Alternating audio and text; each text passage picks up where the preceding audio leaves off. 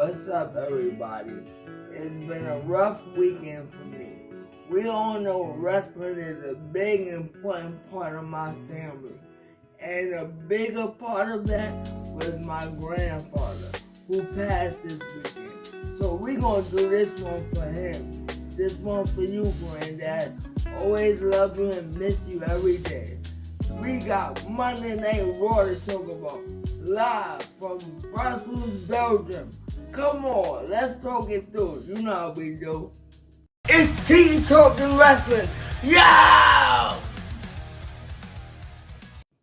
To all my wrestling lovers out there, I need y'all to do me a favor. Please like, share, and subscribe to my channel. John Cena. Everybody wants to know what he has to say.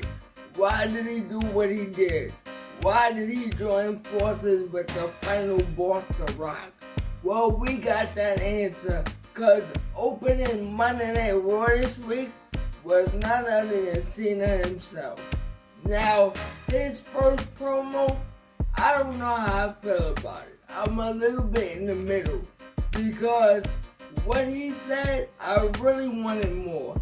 He basically blamed the fans. He said they were toxic. They only took from him and never appreciated him. But my issue with it is, everybody can say that. Anybody that ever been a face and went to a heel, that's what they all say. Come on, John, we need something better than that. John, your merchandise has been number one for years. Number two, you have 16 World Heavyweight Championships. If you weren't the best, or if we didn't appreciate you, if we didn't love you, you wouldn't be at the top of the charts like that. You say you breaking up with us, but what is there to break up with? You the one that decided to be bad. We didn't ask you to be bad.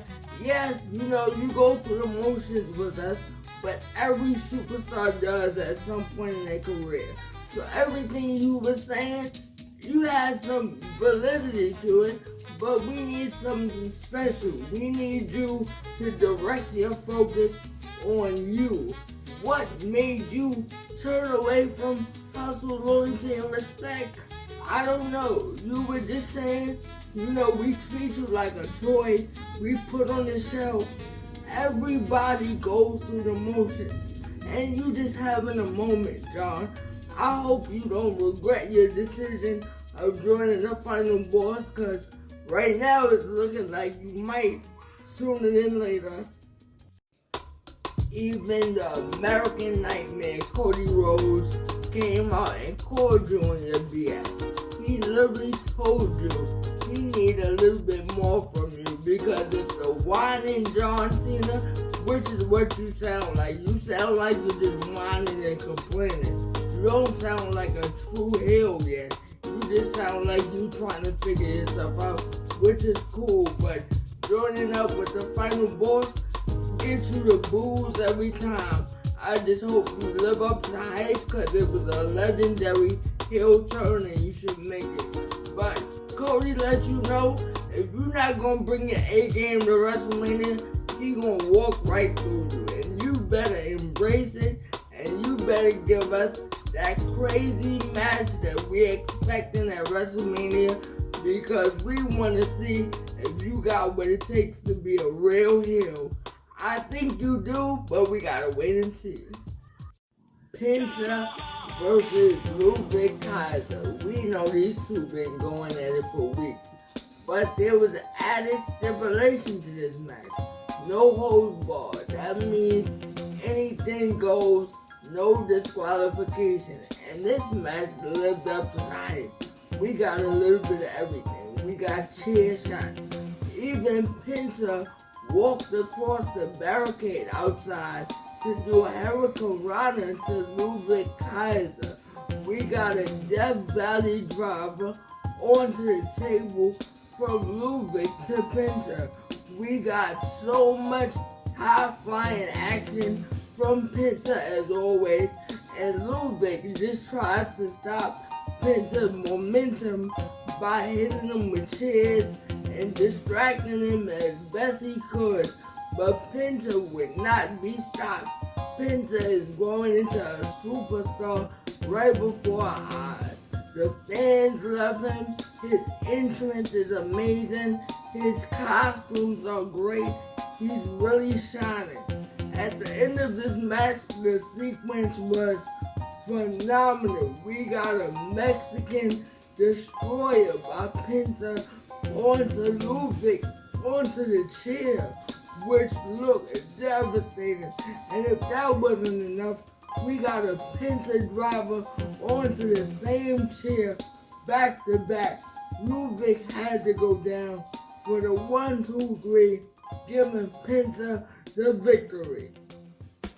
To show that Penta is solidifying his rise to stardom, after the match he had an interview and he let all the fans know he's going after the Intercontinental Championship, which he's gonna bring home no matter if it's against Braun Breaker or whether it's against Finn Balor, who is the main event in tonight's Monday Night Raw.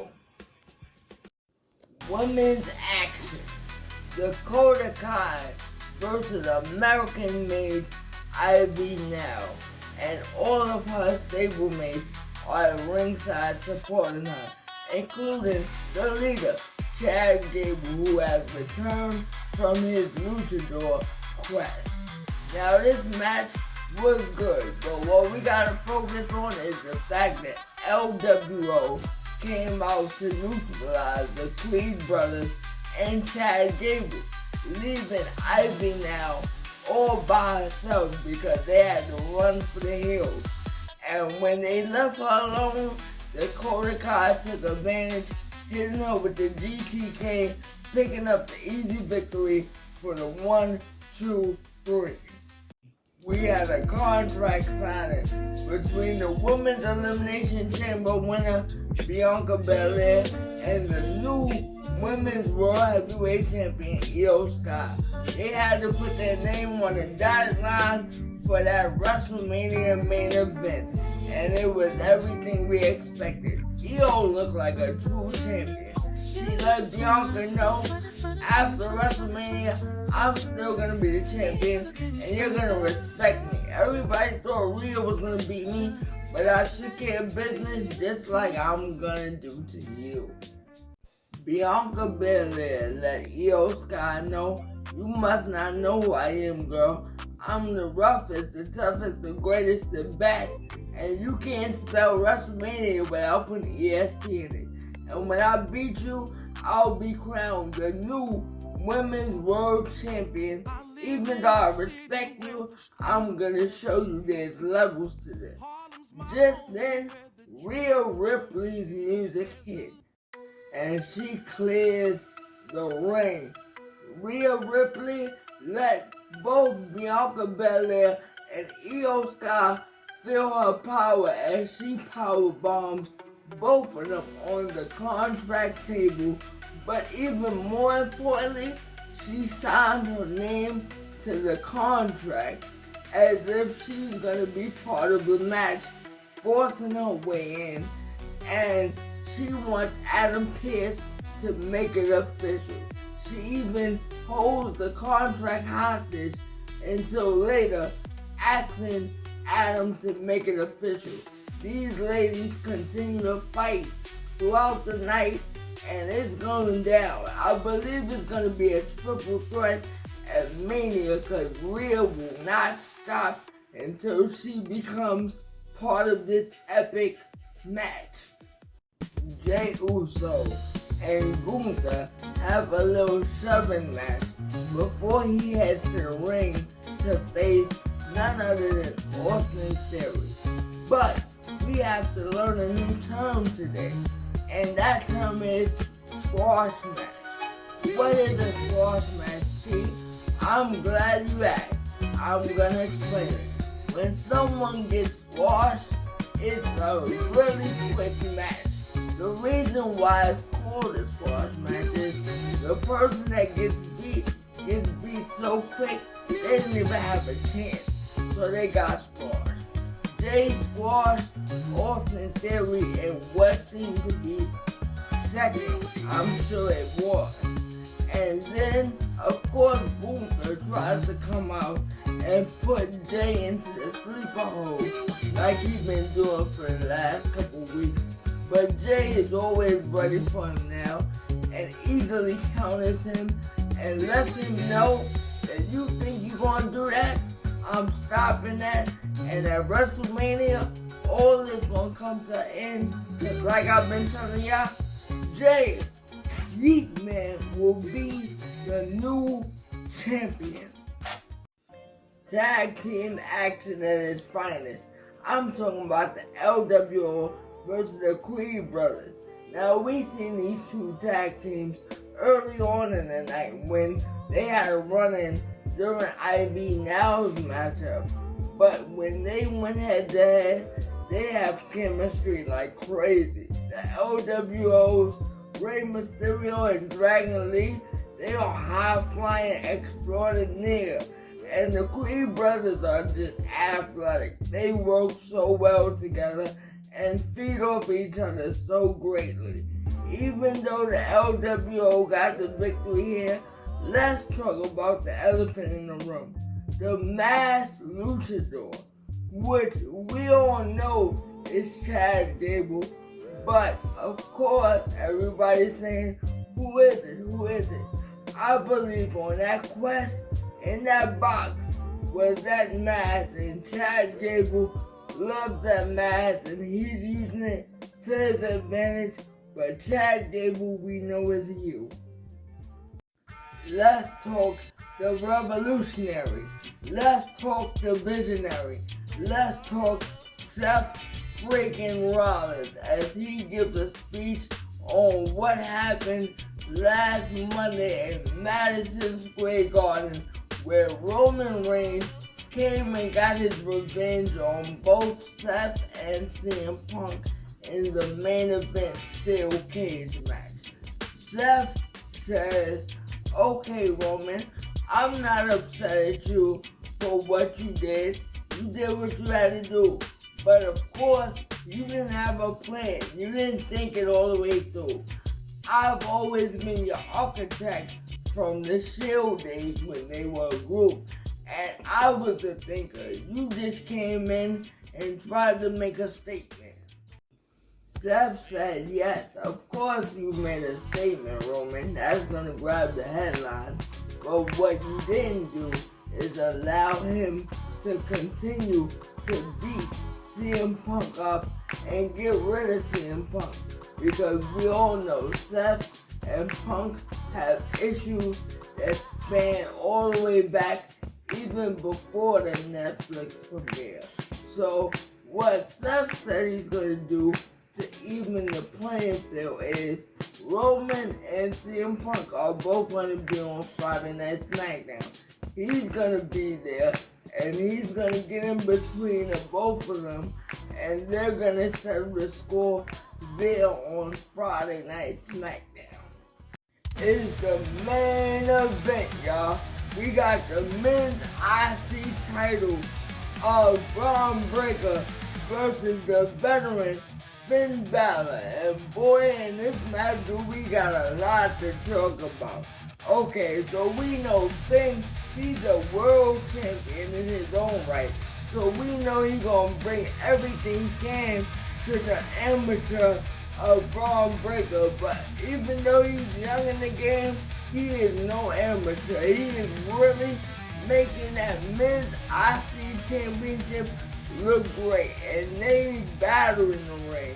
It was a true testament of wrestling. Bron Breakker, I'm telling you, when he gets going, he goes to another level. You could see the passion in his eyes. Finn had him beat down a couple times, but there's something that goes off in his mind that you can see. He just like, no way, I'ma take it up a notch. And boy, does he ever. In the ring, he looks like a superstar.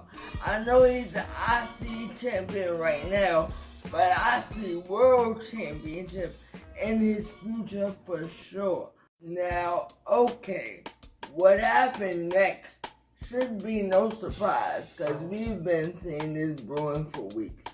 Even though the Judgment Day try to stick together and they try to use the number game, Dirty Dom and Finn been at odds because of JD McDonough getting hurt, so they're down a member.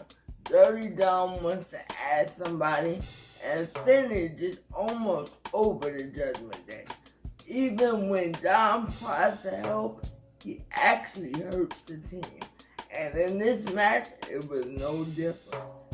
Braun Breaker tried to end it with his patented Frankensteiner off the top rope, and even though Dirty Dom stopped it for a second, he actually hurt Finn Balor in the process, costing him the match. So you know that beef is nowhere near over. In fact, I think it's going to be Dirty Dom versus Finn Balor somewhere down the line, maybe even WrestleMania. Poor Judgment Day is crumbling by the wayside, but we did get a stare down at the end of this match between Braun Breaker and Penta. So that's where it looks like we're going for WrestleMania, and I can't wait. Thank you so much to all of my loyal fans and supporters for continuing to be there for me for each and every episode. You know I love wrestling, and I'm going to keep on bringing that love to all of you. So let's keep going. Thank you so much, and I'll be back soon with another one.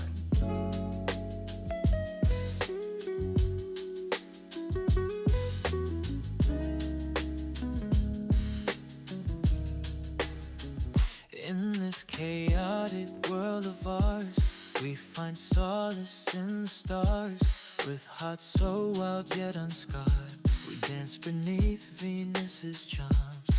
Every moment feels brand new in the sunlight's golden hue. We chase dreams that few pursue, with the sky a canvas blue. To live and love like we do.